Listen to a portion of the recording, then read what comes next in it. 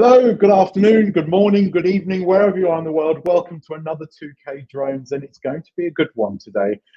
As always, I'm joined by my partner in crime, my brother from another mother, Chocovac. Hang on, I have who is audio problems.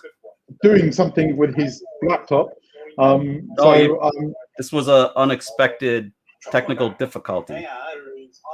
Okay, I will. I'm going to bring in our other person. I'll bring you back in a sec, Chuck. We're also joined by Henry. Say hi, hello. Henry. Hopefully Chuck is okay now. You good, Chuck? You good to go? I'm so sorry, guys. My work laptop, I thought it was shut off, and it came on blasting this.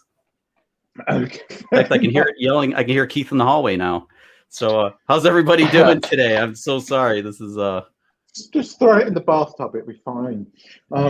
Yeah, water would be best. And I think the cat's out the bag, but we also have a very special guest, somebody that certainly is special to both Chuck and I, because when we first started flying drones and bought our drones, this was the guy that we first started watching. So it gives me a lot of pleasure to welcome Mr. Ed Ricker. Hello, sir. Hey, how's it going, everybody? Thank you so much for having me. I know it's been a little bit of a scheduling issue trying to get me on here, but finally here. Thank you so much. Nice to see you all. We're thrilled to have Hello, you. yeah. It's great to see you. Thank you very much for coming. We appreciate it greatly. So we've got our usual sort of news stories and everything, but we're going to sort of intermix it with asking Ed a few questions. So I think we'll kick it off with the first question, which was really, how did you get into YouTube, Ed, and drones more importantly? Well, I had been uploading to YouTube sporadically ever since probably 2007-ish, maybe even like earlier than that. I know YouTube has been around since 2005. So maybe 2006 was my first upload, but it wasn't really something I was trying to grow, and it wasn't even on this same YouTube channel. By the time I was actually trying to upload with any amount of frequency and effort, it was 2016. And this was early 2016. And around that time, you had YouTubers like Casey Neistat and a lot of these vloggers who were making videos every single day. And that was what was really interesting to me, is like how to share your life with the world in an edited format to make it look even more awesome or just awesome at all. And, see what you could do with that. And that whole daily or maybe even 5 days a week schedule didn't last too long, but either way, I was still uploading for a lot of 2016. And then toward the end of 2016 is when I first got the DJI Mavic Pro. And that's when things kind of shifted on my channel. It was no longer just what do I like to do day to day, showing my hobbies, showing my interests. It was showing drones and how to fly the DJI Mavic Pro, or whatever else I was able to get my hands on. I still did some other tech content and some camera content and even a couple, music videos and stuff like that. But drones kind of became what my channel was all about after Christmas 2016. Why I got my first drone was I was supposed to do some video shoots for Robeson County in North Carolina in the United States. And it was going to be getting some big high-level shots of just the area. And then we had a hurricane, and I can't remember what it was. Was that Hurricane Matthew in 2016? I can't remember. Either way, big hurricane in August, and we had to just kind of cancel it because the area changed dramatically. And so I was no longer doing shoots for just the landscape. I was doing shoots to show some of the damage and that type of thing. So that's why I got the drone, the DJI Mavic Pro. And ever since then, it's just been like, doing a lot of Mavic Pro videos in early 2017, shifting to like the Phantom 4 Pro. And then eventually toward the end of 2017, I believe it was, I started getting into FPV. And that became my new passion, my new drone of choice on a weekend with friends and recreationally. So it's kind of morphed and changed. And drones are still a big part of my YouTube channel. I can't ignore that. But sometimes I just want to fly and enjoy the weekend without recording. And that's been kind of more the case these last few months, just kind of hanging out with friends. I recognize a few people already in the chat that I hang out with on a certain weekend, like Shelby Vole, who we make videos with, we live stream, and he might be hitting me up after this live stream saying, "Hey Ed, charge your batteries, we're going out." So nice. He's flying today. There he is. Badass pilot. I didn't even see that until I see it. Yeah, hit me up when you're done. So it's probably what we'll be doing after this. But anyway, that's my YouTube channel in a nutshell. Well, it's like this takes me back to about 2017, early 2017, when my friend Randy, I was telling him, "Oh, I'm finally thinking of getting a drone, and this looks like this Mavic Pro is foldable and it'll travel with me really nice." And he's like, "Oh, you need to check out Ed Ricker's channel.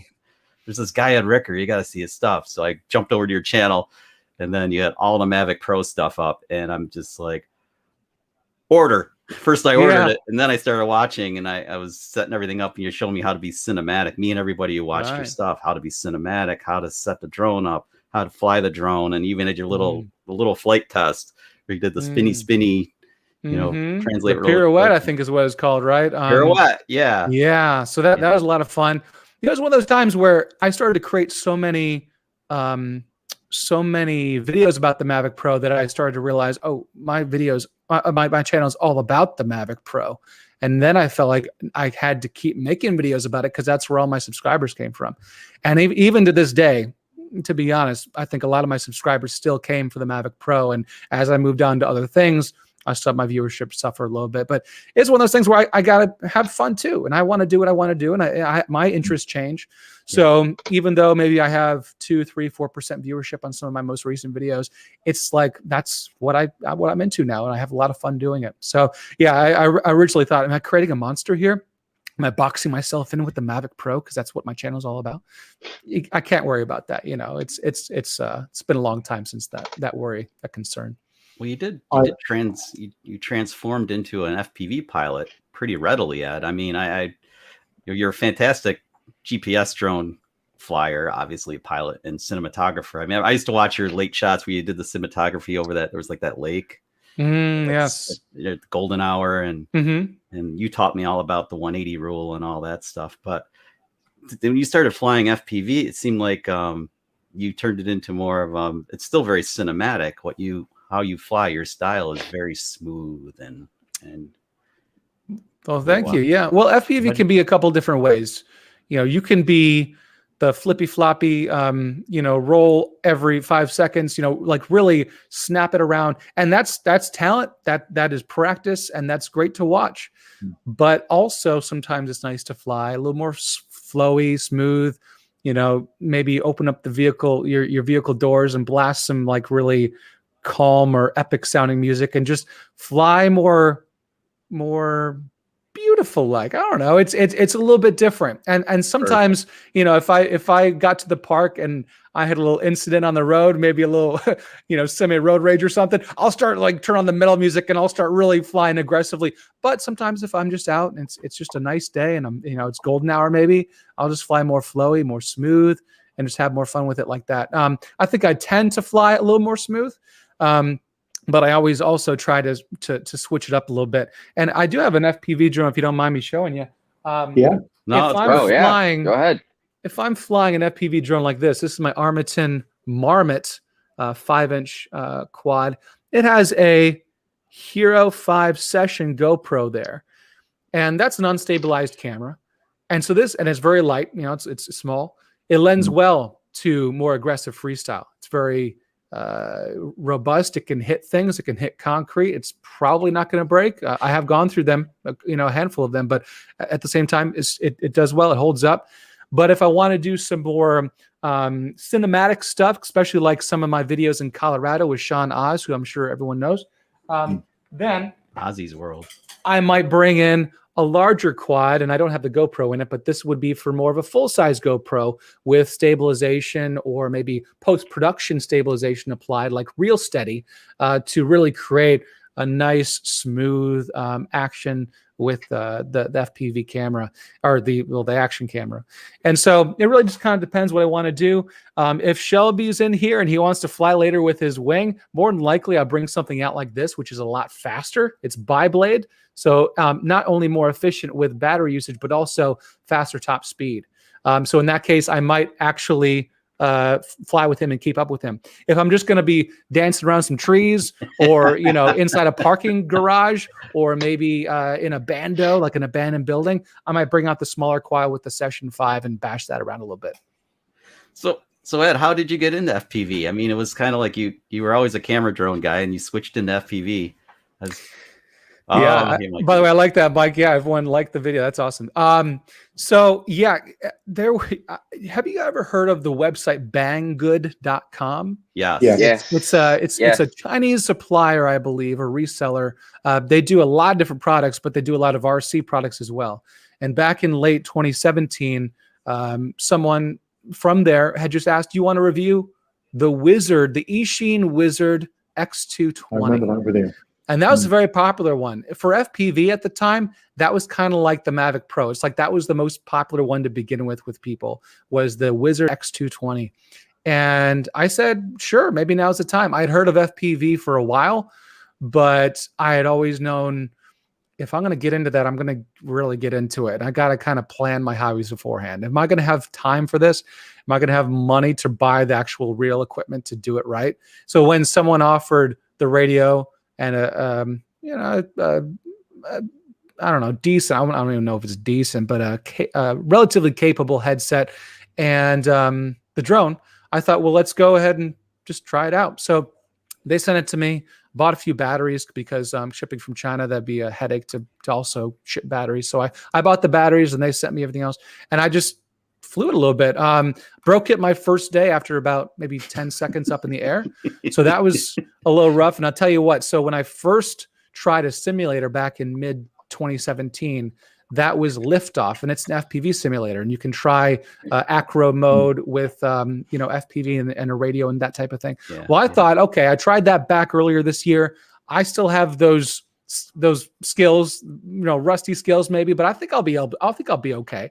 So I went ahead and flew it thinking that I had my old muscle memory, and I didn't. Of course, it's a new drone. It's a whole new feeling to go from a simulator to real life. So that was another issue. But either way, that was my first drone.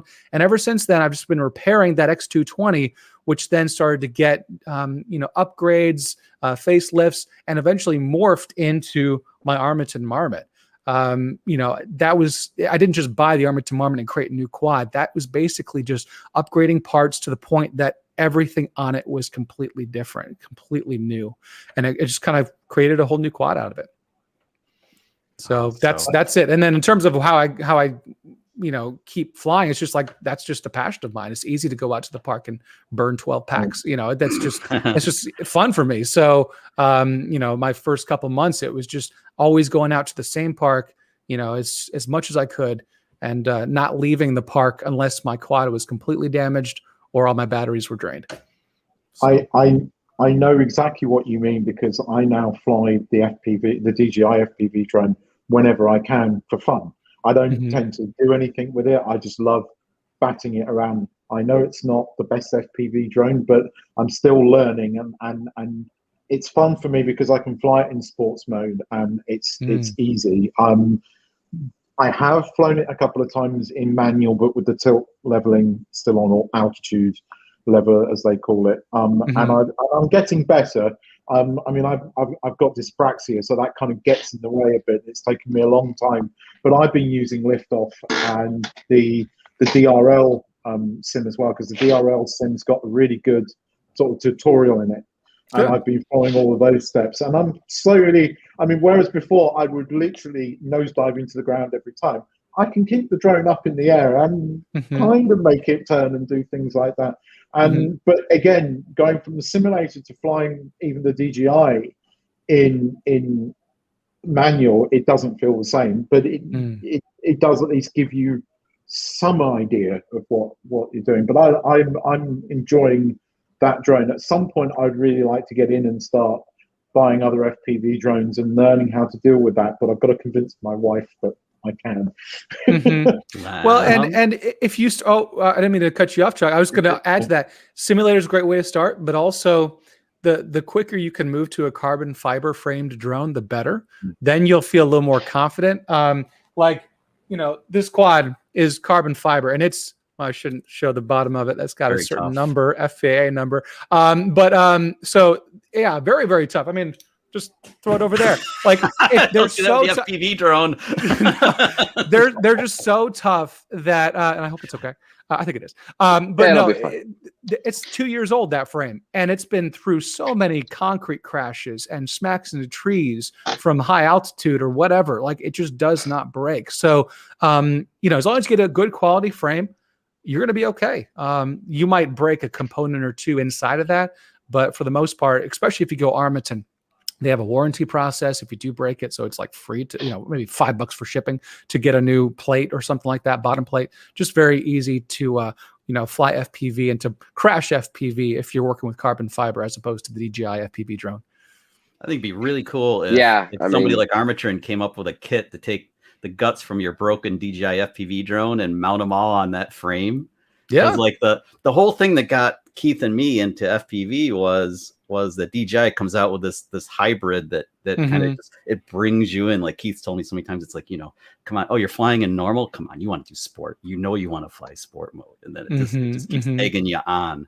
So, but it just doesn't have the toughness that like the Armatron it's good that it has the stair stepping of starting from normal mode to sport mode with no angle limit, or no roll angle, to the small roll angle, to the large roll angle, to manual mode with your attitude limit turned on, and then finally turning it off. So there's like 5 or 6 steps before you get into your full manual, and it's up to the pilot, it's up to the person who bought that drone to be responsible and to go through those steps incrementally until they finally go full manual. I wouldn't suggest to anyone to go full manual, even someone who's been in FPV for a while, because the DJI FPV drone acts different.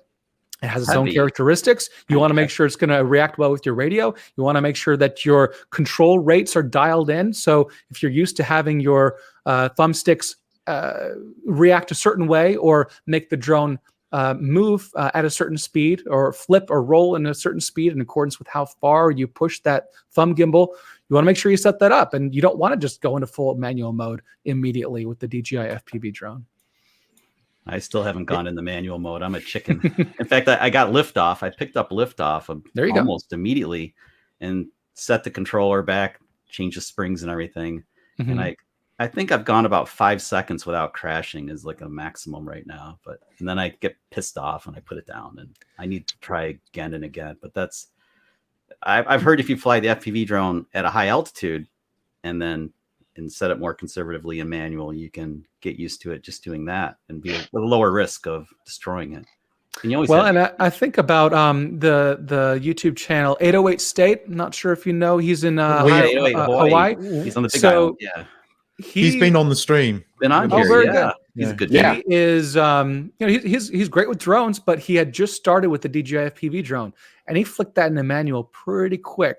The good thing was he was high. He had high altitude. He wasn't high. He was at high altitude. Maybe it was.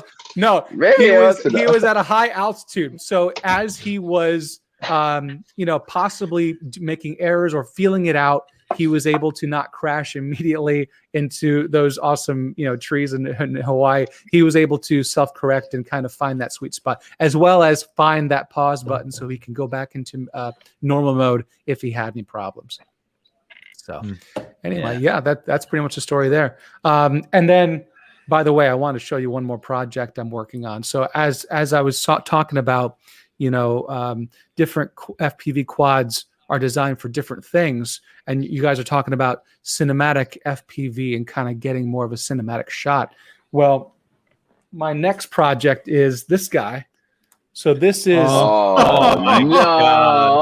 an 8-motor. It called it a SHEN Dronz Thick 2.0, and it has a real camera on there, the Blackmagic Pocket. Oh my god! And I've flown this around a few times, but this is harrowing to fly. You got to be kind of careful with this thing. But this is my next project, and probably one of my next videos is kind of explaining how I built this.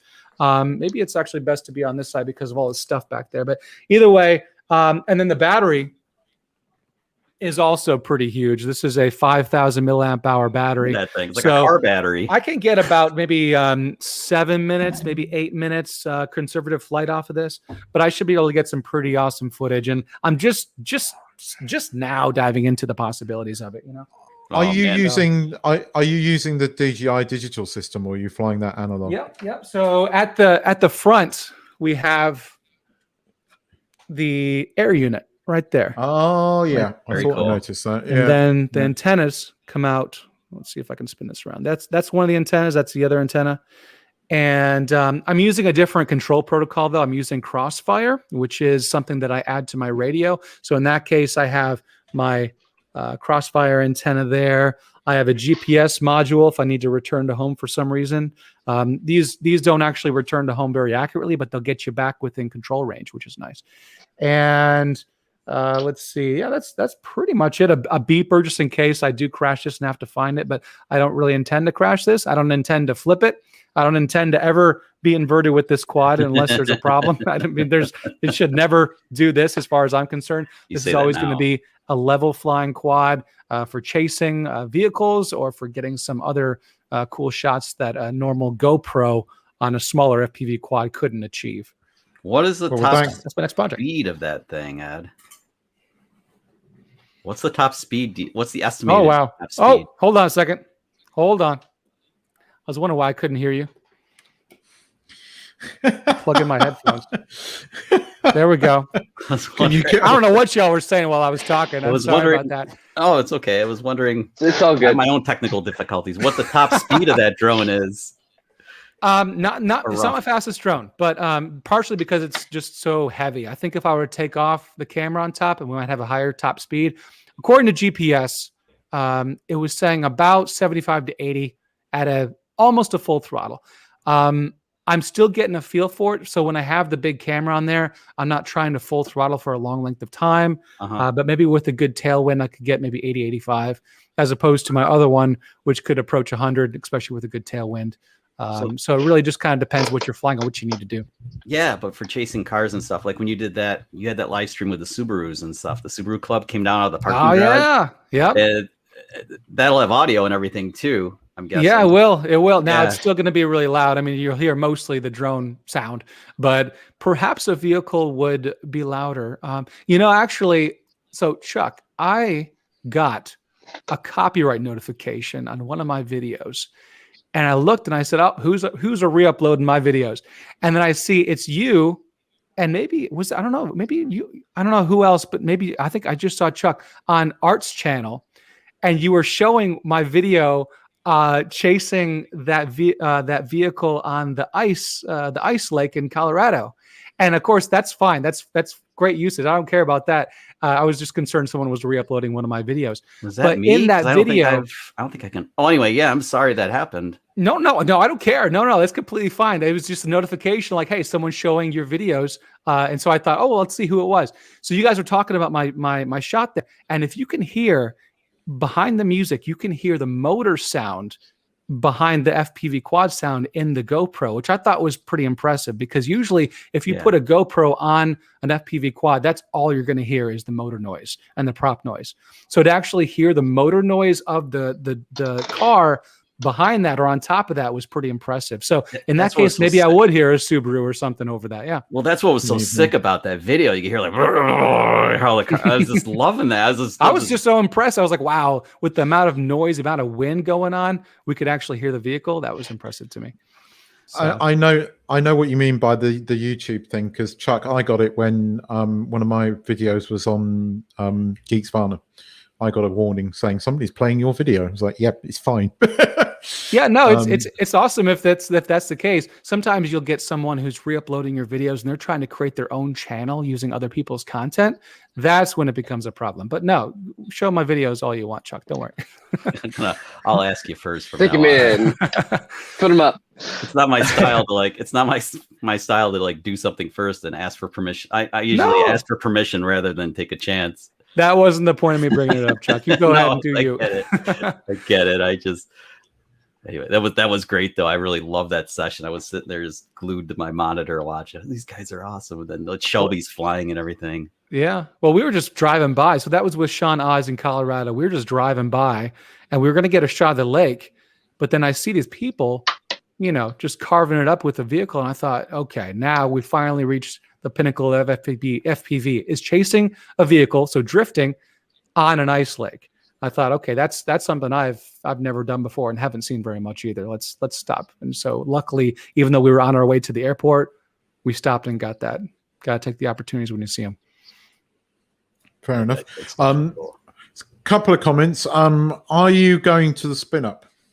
Yeah. Well, so I really want to. I have it marked down. I have a video shoot the evening before, and it's not one that I can easily just hand off to somebody else. So I do videography as a majority of my income, and so I have something that I'm scheduled to do. And I'm hoping I can get out of it. Part of the reason it also involves live streaming and stuff, and I have a big live stream set up, and it might be something that we need to do. But if I can work something out, I'd love to attend Spin Up. Worst case scenario is I just come for the Sunday shenanigans and maybe stay for the next couple of days and just miss out on part of Saturday. I don't know if that would work, but either way, I do know that last time, so not COVID Spin Up, but 2019 Spin Up, we had so much fun the days afterward. That was one of those Spin Up events where I stayed for the next 2 or 3 days and just hung out with people. And I think that's a really important part of Spin Up, is not only attending the event with the speakers and the seminars, which is great. It's great content, great venues that Kelly always has, and great speakers, but to stay to the next day and just hang out and have fun flies with people, that's almost more fun for me. And so in that case, maybe I can come and just enjoy the camaraderie of people, which is a huge part of Spin Up. Just while you're on the subject, there was one question, because you mentioned you do videography. Do you bought the Phantom? I remember you bought a Phantom to sort of work in that. Do you still fly that, or have you graduated to something different? Or I sold my Phantom.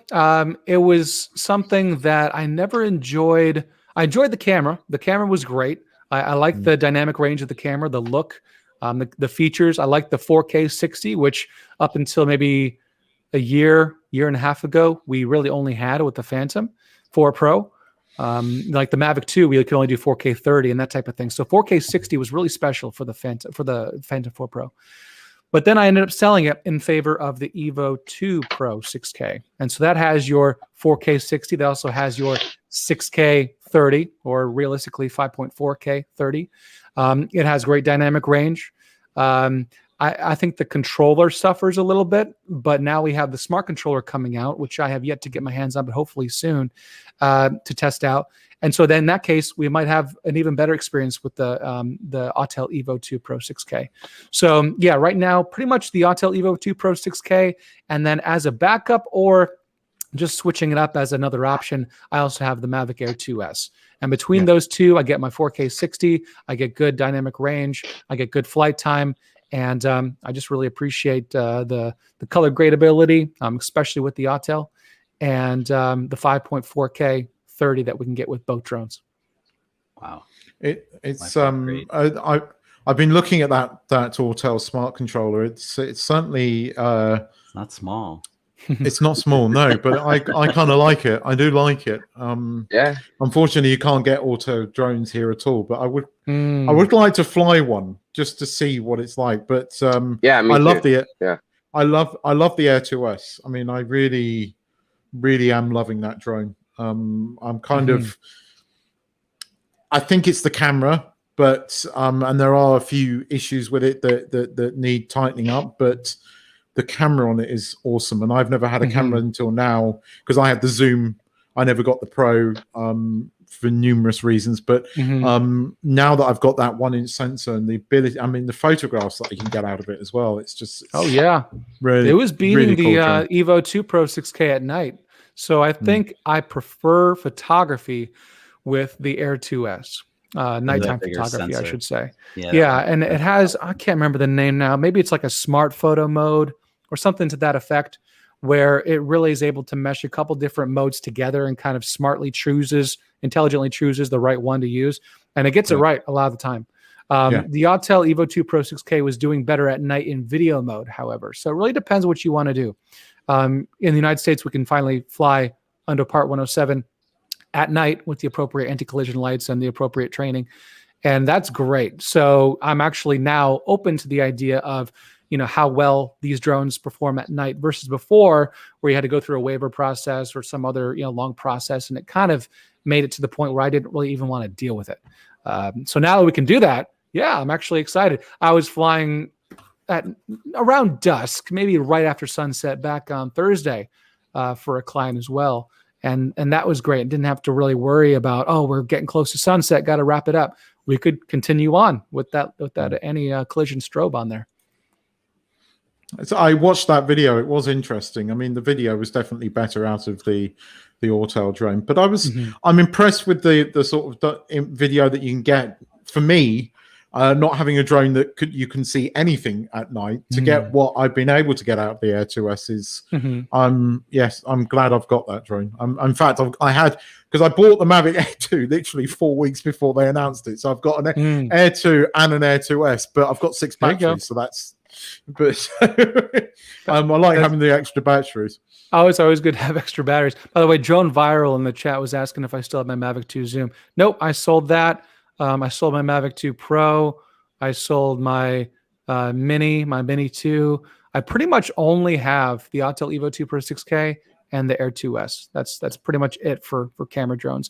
As long as I have 2, I'm happy. I don't like to go to a shoot with 1, because then if I crash it, I'm going home and I'm not getting paid. But if I have 2, and I have 1 as a backup, and I can use the other one, and it's good to go. Yeah. Redundancy. And oh boy, this guy knows all about redundancy. I have 2 Mavic 2 Pros still for that very reason. And oh, really? Then the Mini 2 is the that's the little dude that I can hopefully take to the UK this fall if they'll let us come over there, and that I can fly about anywhere the wind will let me fly. So there you go. There you go. It can handle wind pretty well. We've found that out. Sean Oz in Colorado, we kind of tested that out in some high altitude and some windy environments.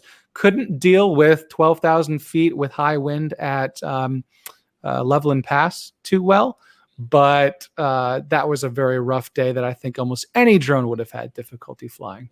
So yeah, well, I am tempted as having a Mini 2 as a backup. I am tempted to sell the Air and get a Mini 2 just for that, especially as we're sort of getting out more and having a smaller drone in your backpack would be good. And that Mini 2 is impressive, except it doesn't have Cinematically, which, and I like to color stuff, but that's, you could actually segue into that, Keith.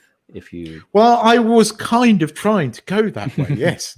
But the redundancy thing threw you off. That's just a little speed bump squirrel action. We're back.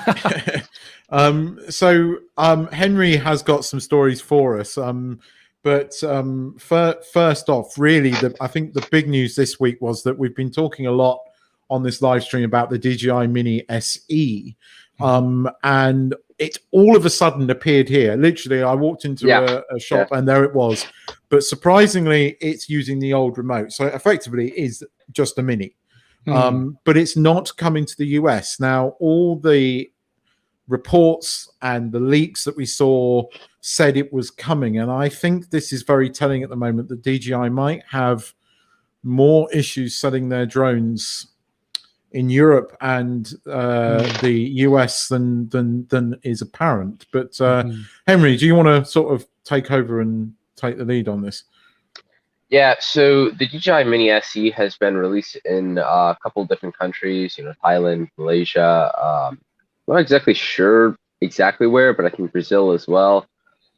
Pretty much, I think a bunch of places except for, mainly the United States and Europe.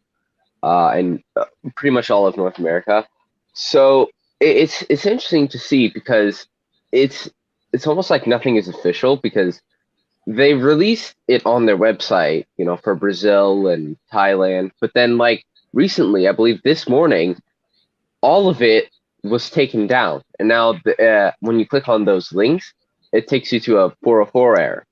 So it's interesting to see, like, what DJI is doing with this, because it's essentially a Mini that's just rebranded. They just put SE on top.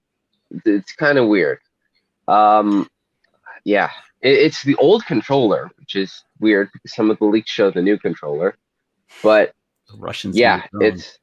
it's Russians use drones. But yeah, it's essentially a cheaper rebrand version of the original Mini. I don't know.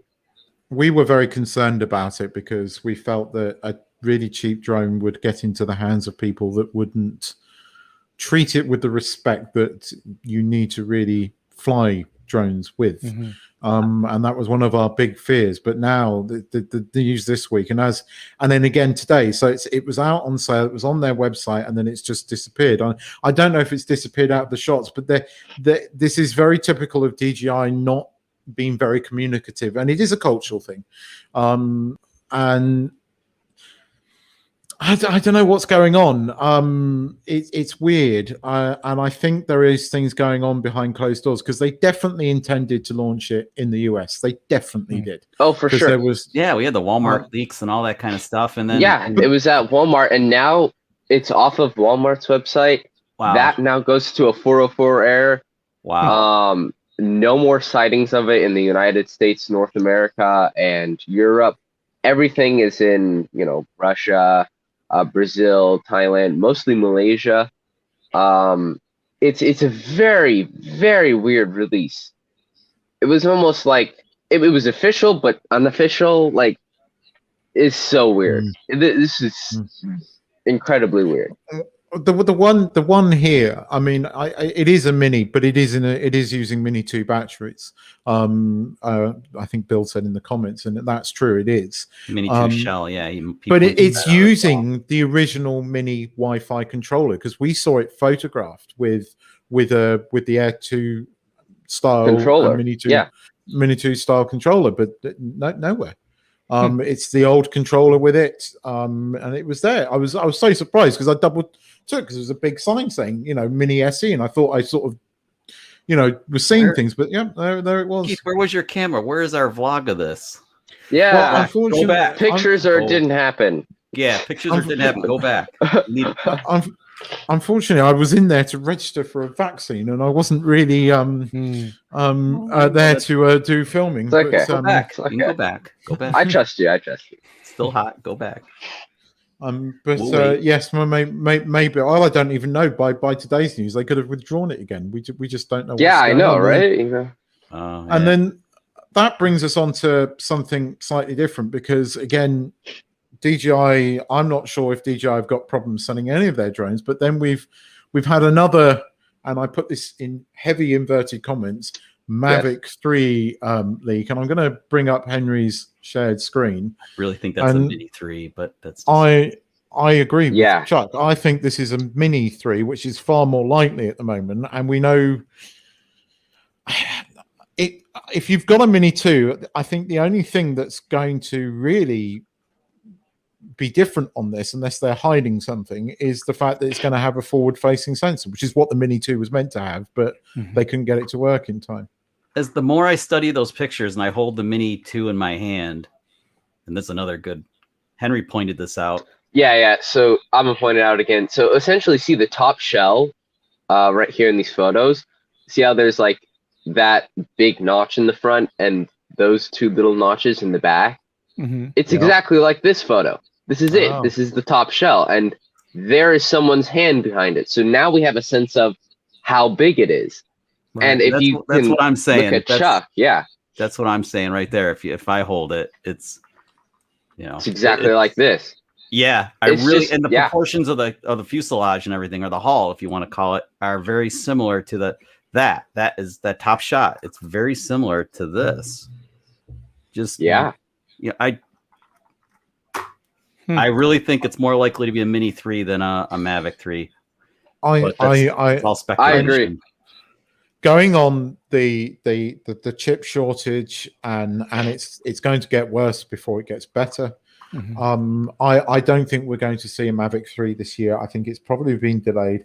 I still think DJI are potentially working on a new smart controller, but again, like the issues that we've seen with Autel, I think that's been put on the back burner. But here's the thing: Autel communicated with their customers. They put their hands up. They've done something that DJI haven't done, and that's communicated to the customer what's going on. Yeah. I mean, we have no clue what the heck is going on with the DJI Mini SE. Like, it is part. Having lived in Asia, and we've talked about this before on the stream. Having lived in Asia for as long as I have now, it is partly a cultural thing. It is partly about face saving, and face saving from the West seems very, very odd. But here it really is a thing, and I think it's certainly a thing with DJI. And bearing in mind that DJI have pretty much laid off their entire Western staff, and they have very few employees now outside of China. They seem to be operating far more in the nicest possible way, Chinese-like, than ever before. So it doesn't surprise me that they're not communicating. This is very typical of any sort of Asian company. It's a cultural thing. I'm not saying it's wrong or right. It's just different. Yeah, it's just their culture. That's why their tech support comes across as kind of harsh and intolerant to us in America, and I'm sure in the UK also, because they basically, if it's not their fault, it's not their fault, and there's there's very little goodwill. Well, you say that, but Freewell is a Chinese company, and Freewell act very differently. I have nothing but that's actually a good point, because like these things, these the ND filters for my wide angle lens for my old pocket, I lost one. I had bought them 3 days later. I was on vacation. 5 days later, I was down to 5 instead of 6 because it dropped off. I contacted Freewell, and they generously sent me. I said, I just need the ND4. I lost the ND4. I don't use it that much, but I'd like to have it in the kit. And they sent me they said, we can't just send you one, but we'll send you the whole set. And they sent me an entire new set, and it's awesome. I mean, that's good. I've been with Freewell for a while now as a reviewer. They do send me more free stuff than they would just the average consumer, but they have always sent me good products, and I've always been appreciative of the products that they've allowed me to try out. So I think that they are good quality. As for the Mavic 3, whether it's a Mavic 3 or a Mavic a Mini 3, I guess I don't really know too much about the topic. I haven't really been keeping updated on some of that stuff, but I do think it's interesting just how much they're using this Mavic line. We were talking about earlier in this stream about how the Mavic Pro was like the most popular drone, and might still be as a singular drone. I think it is. I really think it is. So I think it's interesting how they're able to create a smaller and smaller version of some of these things. Of course, the Mavic 2 was bigger. Mavic 3 may be the same size as the Mavic 2, but either way, they're cramming more and more technology, camera capability, battery life into smaller and smaller packages. So if it was maybe a Mavic 3 that was somehow smaller than the Mavic 2 while still maintaining some impressive camera specs, I guess that might be a possibility, but it's also hard to know, how big was that person's hand? How big is your hand, Chuck? Exactly. Yeah. I don't know. We saw exactly what I said earlier. Yeah. Yeah. So it's difficult for me to really know. But either way, I'm interested in what they have next, because they've always created some very interesting products. And don't take my silence earlier as me trying not to say something because I knew something. I don't know anything. I'm just letting you guys talk and kind of trying to get up to speed on what you guys already know. Yeah. I have one more thought that what Ed just said. Ed, I was thinking about something while you were talking, and I'm looking at the back end of my Mavic or my Mini 2, and that battery opening is a lot smaller than what was in the picture. So you might be onto something where maybe this is maybe it's a little bigger than an Air 2S. That's what I was going to say. But then they kind of impede on their own line. Then this is just like an Air 3. But so many questions. It could be, but because the scale is so weird. Because we can't tell the scale. We really don't know where this is going to land on the. Is it going to be like a Mini, or is it going to be like a Mavic 2, or is it going to land somewhere in the middle? And one thing we know, when you think about the Mini, the whole idea, and well, the Mavic Mini and the Mini 2, the whole appeal was to keep it under 250 grams. That was like a big selling point. Now, price was also a big part of that. So keeping it under $500 was great, but keeping under 250 was really the goal there. So they use light components. They use maybe a smaller battery than they could have. They maybe use a smaller camera than they could have. But with the technological advancements that they've been able to do, what if it was still a small drone, but not having to worry about that 250 gram limit enables them to make it 400 grams, still small, smaller than a Mavic 2, but still having some impressive specs. Now, I don't know if you can beat the Mavic 2 with the 400 gram drone, or maybe even a 500 or 600 gram drone. You might have to make it big for all I know. But either way, keeping it under 250 was the whole appeal of that. So if they have no longer limited to that weight limit, what can they jam in there? Who knows? Now we're going to find out. I 100% agree with that. Yeah. They're up to stuff constantly. Those DJI never stops. They are always. I think we will see. We'll obviously see a new drone in that sort of, Mavic sort of Pro area, but I think it's going to be a while before we see it. I think there's still a lot of issues to rectify, iron out. I suspect that DJI were lobbying US government people, and the lobbying didn't pay off or hasn't paid off yet to get them removed from the watch list, but we will see. I mean, the fact that it's not going in the EU either, but the EU does pick and choose some of the stuff that it does with whether it follows the US or not, and with these kind of things it does. But it's going to be interesting. But at the moment, I'm very happy with my Air 2S. I think it's one of those drones that I'll keep for a while. I mean, I had my Zoom for about 2 years before I nearly 3, and it was only because the Air 2S came out. It was such a good drone that although it doesn't have the size sensors, so if you're doing active track and stuff like that, the Mavic 2 Pro is still a good drone for that. I like my Mavic 2 Pro, but it is bulky. It is kind of like a bus, as some have called it, when you're flying it around. Yeah, I've always had trouble. I don't have it anymore, but the Mavic 2 Pro, I always had trouble getting proper exposure with that.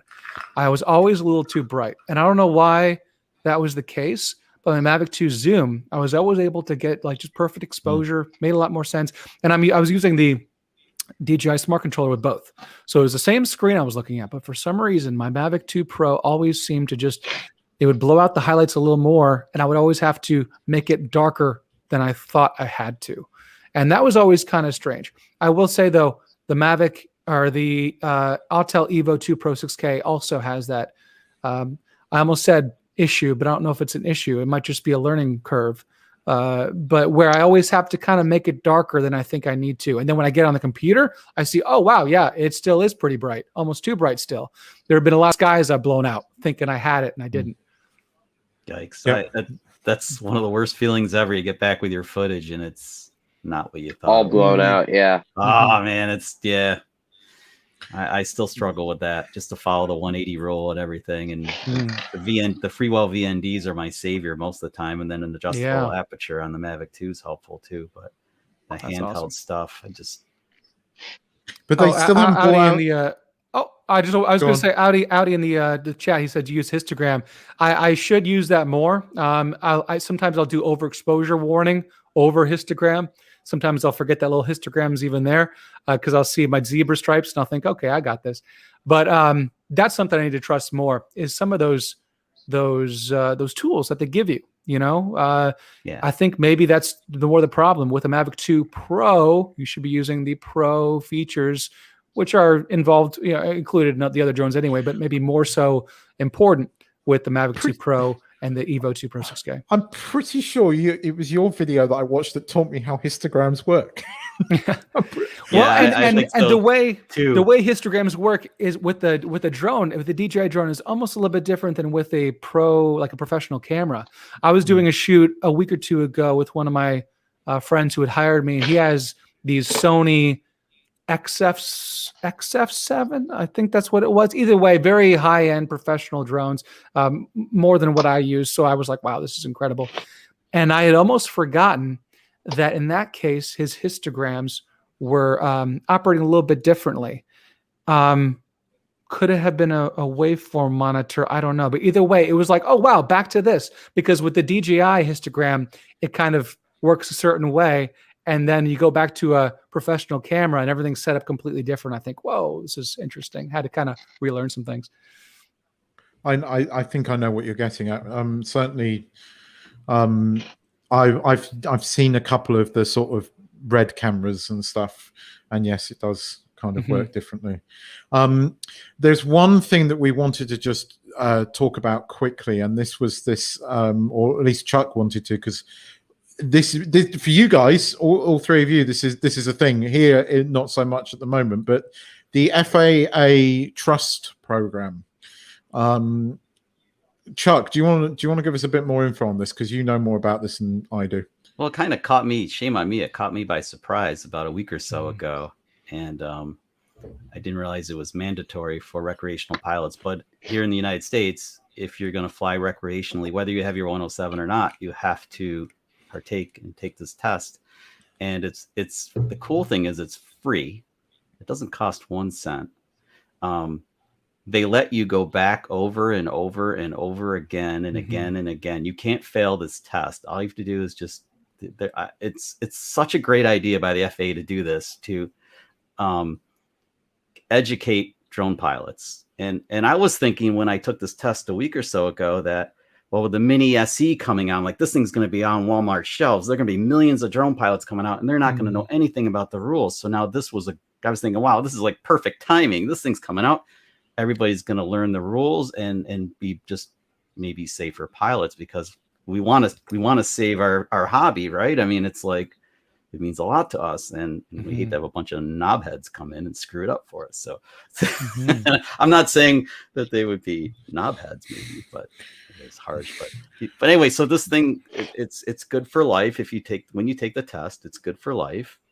And one of the most important things to do is print off your certificate and then just carry it with you in case law enforcement asks for it. And that's kind of the gist of the whole thing.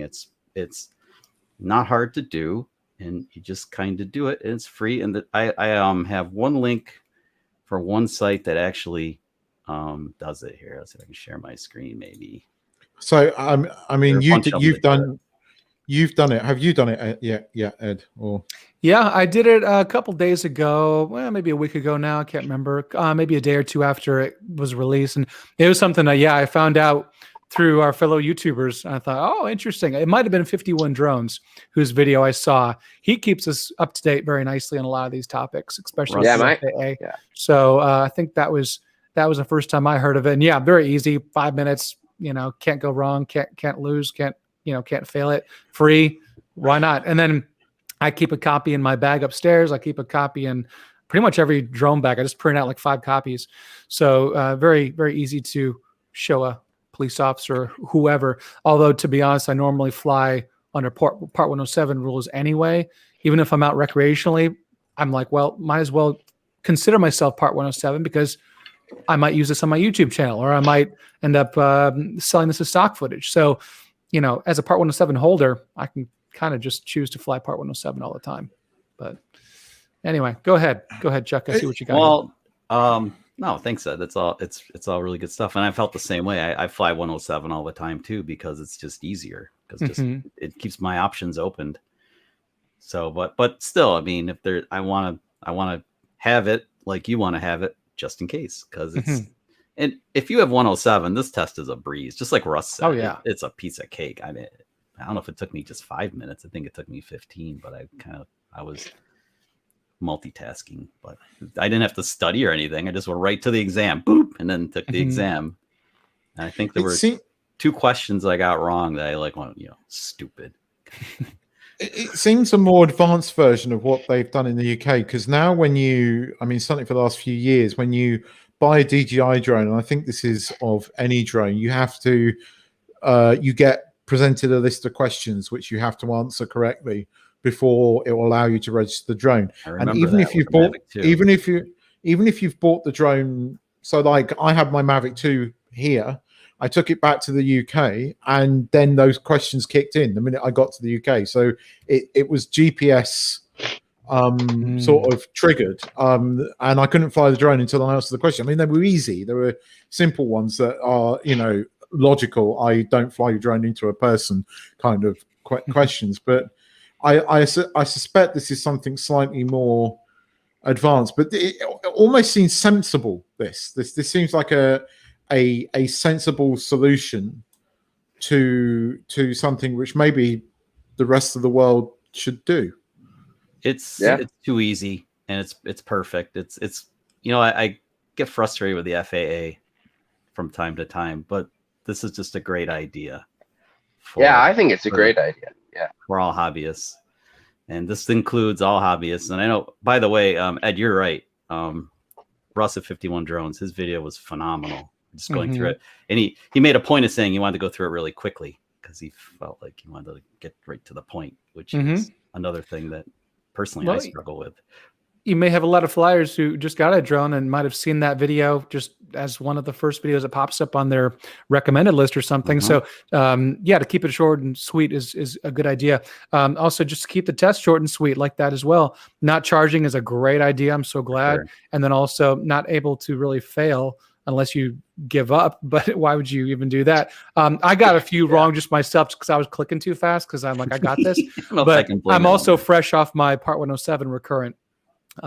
So I got my recurrency in February, but then, you know, a month or two later, that night flying addition to the Part 107 certificate test taking was released. And so I took that again. Maybe that was early May. Anyway, so I still felt like I'm still fresh off of this. But yeah, it kind of gives new drone flyers and the FAA a little bit more, I guess, a little more legitimacy in covering the FAA's rear ends, because if they have this test out that everyone's supposed to take, then that's a good thing. If maybe the government at large is getting on the FAA, or there's some sort of thing going on, like why are you letting these drone flyers, you know, have free reign of the skies and stuff? Well, actually, no, we require them now to take this test. If they're a recreational flyer, if they're a commercial flyer, they have to take an even bigger test. So there's a whole test taking experience that kind of just gets everyone on the same page. I think that's a really important thing beyond that 10 questionnaire that DJI had imposed on their apps. That's my thought. I really thought it was well organized too, the way it takes you through it. It was like a mini 107 exam. Honestly, it felt like much lighter subject matter, but the critical stuff, the stuff that matters to drone pilots, knowing how high you can fly, how far away you can fly, all the stuff, the sensible things that they should be common sense, but they're not always common sense. So you get a new toy and you want to play around with it, and whether or not you're going to treat it as a camera drone and do amazing cinematic stuff or not. Well, you know, the trust test also, it was an easy way to refresh even people who know all that stuff. I have to take my Part 107 recurrency every 2 years, you know, and so I've done that twice now. I got my original Part 107 in 2017, so I've taken recurrent twice, and every time I've had to restudy. I remember you holding up your card. Oh yeah. I remember the video, but it's 4 years ago. It's still, God, where's time? Yeah, and I've had to retake that.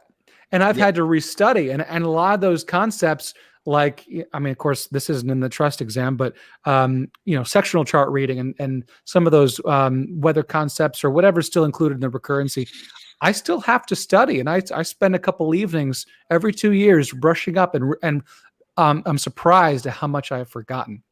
So the trust exam test is much lesser. You know, it's a much easier version of that, but even then, it still reminds you of certain things, of certain, how to operate or where not to operate a drone, and some of those safety characteristics that you might have just forgotten over the last couple of years of owning a drone and kind of flying on your own and kind of forgetting that, oh yeah, there are some guidelines, and beyond that, some rules and laws that you need to abide by in order to fly safely and fly legally.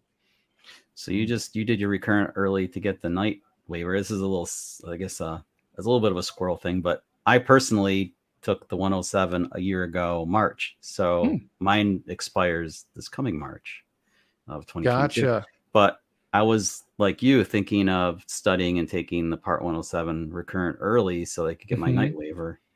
Yeah. And that's free too. I did that in probably 20 minutes. I mean, it was almost like one step above the trust exam. Very, very easy. A little bit of reading if you want to, a little bit of studying, but beyond that, the Part 107 night waiver portion of the certificate test taking experience was extremely easy. So they just made. So I was just going to ask you. I thought I was going to. This is probably good for everybody in the chat too. I thought you had to take the entire 107 recurrent test to get the night waiver. The night waiver is a separate thing. I think there are updated questions that include the night waiver, and maybe someone in the chat who's done it more recently than I can recall. I was fresh off of doing my recurrent Part 107 test, so I didn't study, but all I know is I blew through it. I mean, it was just so easy. And maybe that was because the knowledge was still fresh in my brain. I can't recall. I think it included everything, but it's free. It's online. Might as well be open book because it's online. It's just you in your living room or your office doing this thing. So it's extremely easy to take, and I wouldn't stress it. And if you want to get that night waiver, night flying, the night flying ability. If you want to have your night flying ability, then you might as well just go through it and give it a shot. You can fail it, but you might take it again if you need to. I think it might lock you out for a little bit of time if you need to retake it. But again, extremely easy. So what's funny is if you already have your 107, you take the recurrent early and you fail it, it doesn't really matter. You still have your 107. That is true. That is true. And then if you pass it, then there you go. You have an extra, for you, Chuck, you have an extra year. Yeah, that's kind of a stress relief. It takes because I remember taking the 107 exam. It was extremely stressful to me. I sat down in that room, they had the camera on you and everything. And oh yeah, exactly. Yeah, especially with COVID, it was a little more difficult too because you're in a room with other people and you're all wearing masks or whatever. And I sweat easy, so I was kind of like beaten up here, and then I'm wearing a mask, and I'm just like, I want to get out of here. So it is nice to be able to do it online. By the way, I just wanted to say, Mike B, aka the Drone Ranger, who I've definitely recognized as being on some of my live streams before, we just wanted to say, would you like to share why you got your ham radio license related to drone flying? That's a great question. If it's a video transmitter that we're talking about, you have your FCC certified transmitting devices, which the DJI FPV system is. They have their FCC certification, so you're good to go. But if you're using some of these analog video transmitters, like something made by Team Black Sheep or some of these other AKK transmitters and stuff like that, they are not FCC certified. In which case, technically, if you wanted to be complete within the letter of the law, you would have to get a technician level amateur radio license to operate. And even in the UK or some other places, you're even limited to certain milliwattage output. I'm not sure if that's the case in the United States, but either way, I was at that time also fresh on the heels of my Part 107 test taking. I was kind of in the momentum of studying, and I said, let's just transition on to amateur radio license after I took my Part 107 for FAA. So FCC versus FAA, you do have some concerns. If you're using DJI FPV, especially the DJI FPV drone, you don't have to worry about that at all. Just want to put that out there. You were right about the DJI FPV drone is massively underpowered with transmission if you're not in an FCC country. So much so that it's almost unflyable. You can't go behind a tree; it just drops out. Wow. So this, but once it's in FCC mode, it's not about distance. It's about the strength of the signal. So you can fly behind a tree without it dropping, or fly under a bridge and it doesn't decide to return to home halfway under the bridge. Try and hit the top of the bridge. Boy. Yeah. And John in the chat. John in the chat's also just adding, he's just clarifying, max output is 1 watt in the United States. And he was referring to a fine that Hobby King recently received for selling VTXs greater than 1 watt. So got to be careful of that. Thanks, John. John Coopy is one of the experts with traditional FPV, as he calls it. He's very nice about it. Is Mr. Coopy? Mr. Coopy's a very good dude. Yep. We've had him on before too.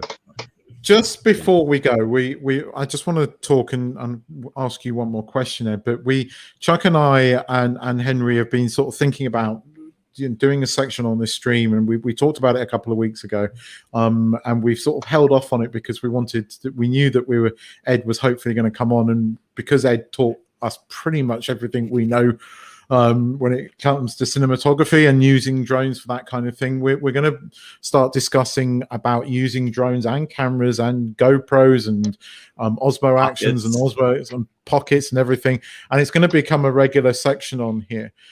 So if you've got gear and you want to sort of use it more cinematically, then check us out, because we're going to be talking about that a lot, or at least having a section on here every stream.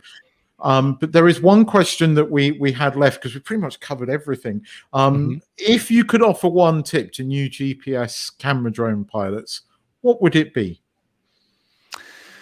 Well, fly in an environment that you know well and that you have as a wide open space away from trees, power lines, people, all of that, and keep an eye on your battery level once you're in the sky. So I'll tell you, my original Mavic Pro, which has been seen by many, many people on YouTube, is now under the ownership of one of my best friends, who's also a videographer.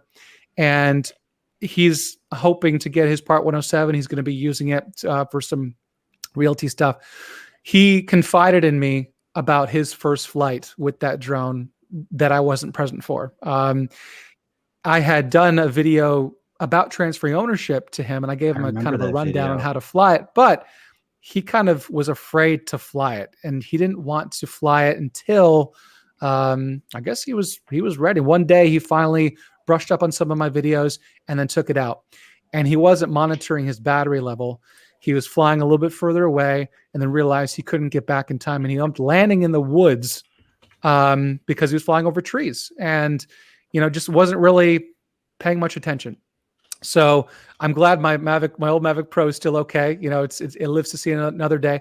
But keep in mind some of those things about not pushing your drone, not testing max range.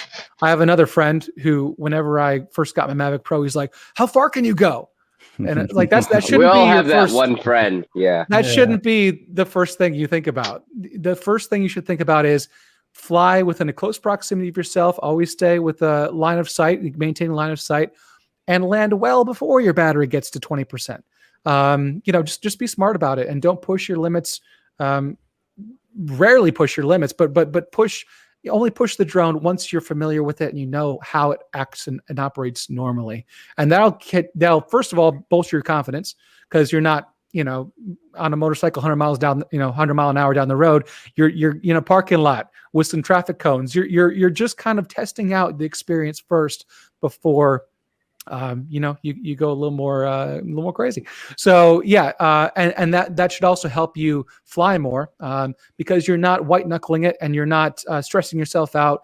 Chuck, I know we're kind of relating this back to FPV, but I know you said that sometimes with FPV it was making you anxious. It was an anxiety producing experience because you were entering into a new realm, and it was one you were unfamiliar with.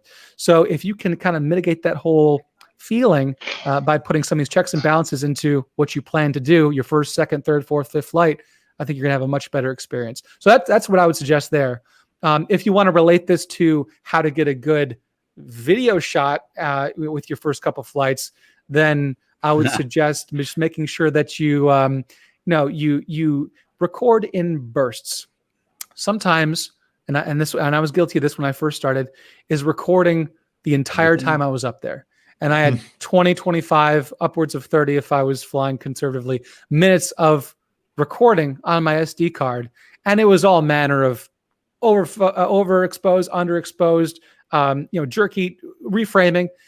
Try and get into the habit of recording in bursts of 20, 30 seconds, unless for some reason it's really required to get multiple minutes of recording at once. That way you can focus on your shot, frame it up nicely, stop recording, move on to the next place, frame up, start recording, get a nice shot. And then on your computer, you'll have multiple nice, concise recordings that you can then work with, as opposed to one daunting 25-minute video clip that you don't want to even go through the headache of trying to split up and correct for if you over or underexposed or anything like that. Just much easier to manage smaller clips that you've recorded in bursts. That's the big thing that I can remember when I first started flying a drone. Those are really good tips, and it makes me think about how the first thing anybody should really focus on isn't so much about being cinematic by filming. It's more about learning how to pilot the drone and get really smooth with piloting the drone, because unlike still photography, this drone is moving, you're moving, and you want everything to be really silky smooth and buttery and like Hollywood stuff. So it takes the first order of business is, like you pointed out, to learn how to fly, get comfortable with your controls, the gimbal, the sticks, and get comfortable in your surroundings, and then you can step it up to actually start making stuff. And I filmed everything to start with. I had it's ridiculous. You forget it's even recording. Yeah, you just look down, you're like, oh, I'm still recording. Holy crap! Yeah, it's still the little red square was on the DJI Go 4 app. Go ahead. No, go. I was going to say, those little bursts of recording also help you out to practice the movement. So if you think, I want to get a nice, dolly shot into whatever, this building or this vehicle I'm nearby or something, no one gets it right the first time. Or maybe you're lucky, maybe you do. But if I'm going to go out there and I want to get a nice cinematic shot of something, or if I have a plan in mind, I don't get it right the first time. I might not get it right the fourth time. I'm doing that motion. I stop recording. I move back to the first position. Start recording. Get that motion again. Stop recording. Maybe review. Did I like it? Did I get it? And if I didn't, I'll do it again. I'll do it multiple times. So don't be afraid to get multiple takes of the same thing, as opposed to doing it once and just assuming you got it. Because more than likely, you didn't. Unless you got lucky, or it's a very simple shot. But if you're trying to do anything in any way complex, no one gets it right the first time. So don't be afraid to do multiple takes. Yeah. Actually, that's one thing I've been doing a lot more of too, Ed. And I also find that somebody else said this before me, and I can't give them credit because I can't remember who it was, but usually your last take is typically the best. So I'll do that same thing. I love filming bridges now. Keith knows I love my bridge stuff, and I'll do those. I have the shots I want to do all the time, and I'll do them. I'll set up the shot, do it, and then I'll do it again, and then do a pullback shot a few times, just quick bursts, like you suggested. But I still forget to hit record occasionally because I get caught up in the moment and excited. And that's always the worst feeling when you get back and you're like, where's that clip? I know I filmed that. Where is it? So never forget to hit record. That's a risk you run into. Yeah, it's possible. But it's worth the reward, though, because your clips are so much smaller and easier to work with when you bring them into your timeline. When it's just these big, massive clips and you have all that fidgeting around and stuff. From my perspective, one thing I noticed since I started flying with the FPV drone, I'm a little bit more daring with my camera drone. So I'll go for a lower shot. I'll fly the drone lower. I'll get in closer and I'll do more with it. And again, I'll do multiple shots and things like that. But certainly since flying the FPV, I'm getting in closer. And I think that's helped me somewhat. I really am enjoying flying that FPV drone. And funny what you said about the cones. I said something. I made a video about tips and how I started flying in, progressing from sort of the sort of slow mode to sports mode. And I was flying a track similar, not with cones because I had palm trees. But it was a track. Told me that trick. Yeah, flying the track. I actually fly at there's a schoolyard that's very quiet most of the time when I go there. And they have a lacrosse field, and they have multiple lacrosse net. Well, they have goals without the nets, and they're perfect. I've been practicing in sport mode with the FPV drone, flying through those like a course. Sorry, Keith, but I was thinking about the same. Set up a course, and I interrupted. No, you're right. It was glad to hear somebody else say it. If you like that's also the way they did it. They kind of it was interesting to hear that, because it's it's like driving a car. You're flying a drone. They handle in a certain way, and the FPV drone feels heavy. It flies kind of heavy. For something I expect to be pretty nimble, it feels like I have a 2001 Corvette that is heavy compared to like a Miata, and so it's kind of like that kind of feel driving a Miata versus like a Corvette. The FPV drone feels like a vet kind of. It's heavy, whereas you fly like a little 3-incher. It can be very. I'll tell you what feels like a school bus is this thing. Oh, man, this boy, thing is yeah. so. Yeah. I have to swing so wide. It's been an interesting time trying to just learn how to fly this thing. For those who joined in early now and didn't see earlier, I talked about this earlier. But basically, then I went to fly some whoops in a small indoor environment right after I was getting accustomed to flying this big guy. So yeah, it's kind of interesting to be bouncing back and forth. It's good to be consistent. So if you get used to the DJI FPV drone, you'll get used to that feeling. But yeah, for trying to advance with FPV, it's good to be consistent, to keep flying the same thing until you get a feel for it. Once you get a feel for it, it's kind of like driving a car. You can get into any car and you can drive it. But when you're first learning to drive, every single new car is going to be completely foreign to you. It's like, oh, this one's manual. Oh, I'm used to automatic, So once you get a feel for FPV drones at large, you'll be able to fly anything pretty well. So anyway, that's interesting to know. I want to do more. It's whether I'm allowed to buy another one. I've got my eye on a couple. Do I need to talk to Lem for you? If I sell the Air, she might be happier. I mean, I went from 1 drone at the moment to 4 drones, so I'm pushing my luck. I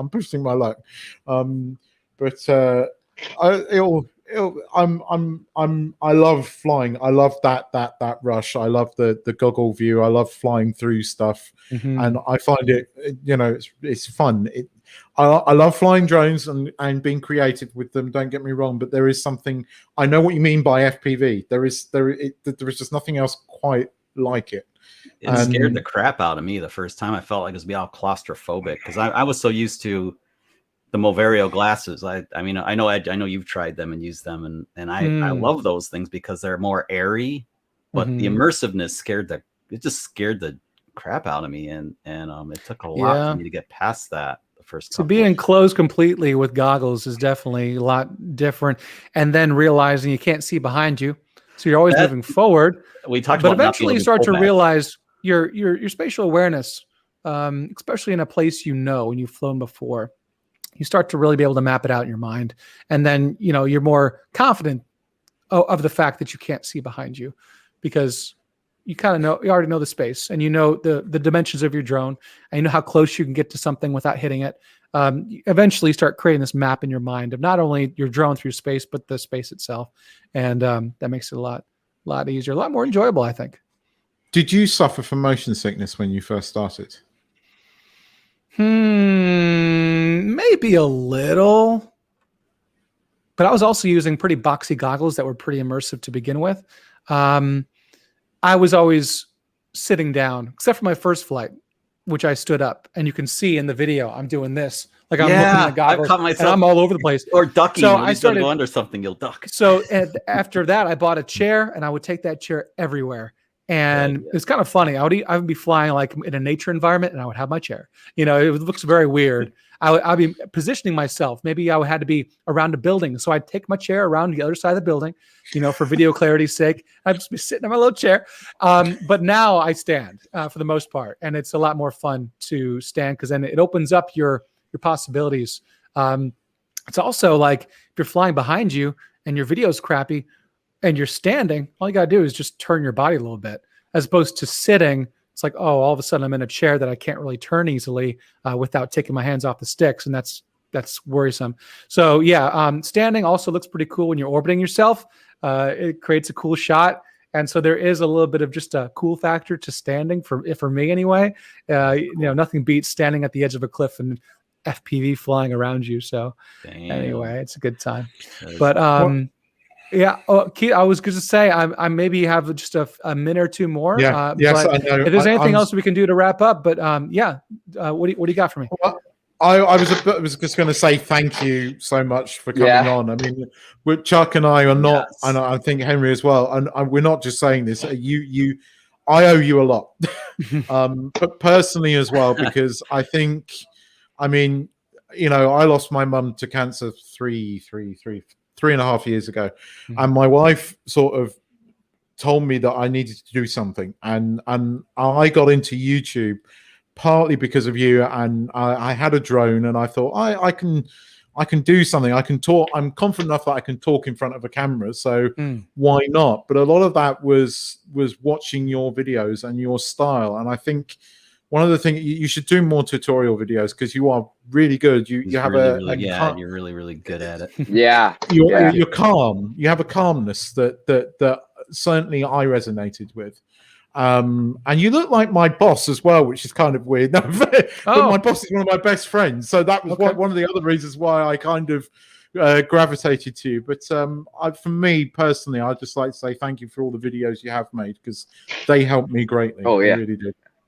Keith, you speak for all of us. You really can. Very much enjoy everything I've learned from your videos, Ed, and just the entertainment value of the later ones with the FPV is it's inspiring for me to try to push past my boundaries, which are still I'm in a pretty small box with FPV. I need to break out and really try harder. Thank you. Well, you know, and drones have been a great way for me to meet people like you three, and you know, going to different drone events and seeing people locally, seeing that, you know, any city or even large town of any size is going to have at least a couple drone flyers that you can connect with. It's a great community, great way to meet people, to meet friends, and to have a great, you know, weekend experience, assuming it's not raining.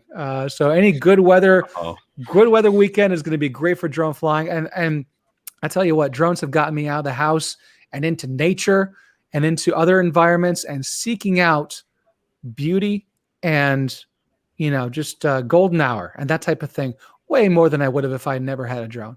You know, I've gotten out of the house and I've gotten so many sunburns because of a drone, and it's just such a great experience to fly a drone. And so it's awesome that you three and everyone in the chat is a fan of drones. I assume everyone in the chat is a fan of drones. And if you don't have a drone in the chat, I hope you get one soon, because it's definitely one of those great things, especially with these small drones coming out. You know, why not? So again, thank you so much for having me on, and I hope to talk with you all in the future. Well, we would love to have you back. We'll just sort of end it now, but very quickly, I'll run around and get everybody to plug themselves. I'll let you plug yourself first, Ed. So would you like to plug your channel? Yeah, well, it's just my name, Ed Ricker on YouTube, easy to search. And then I am on Instagram as well, Ricker Life on Instagram.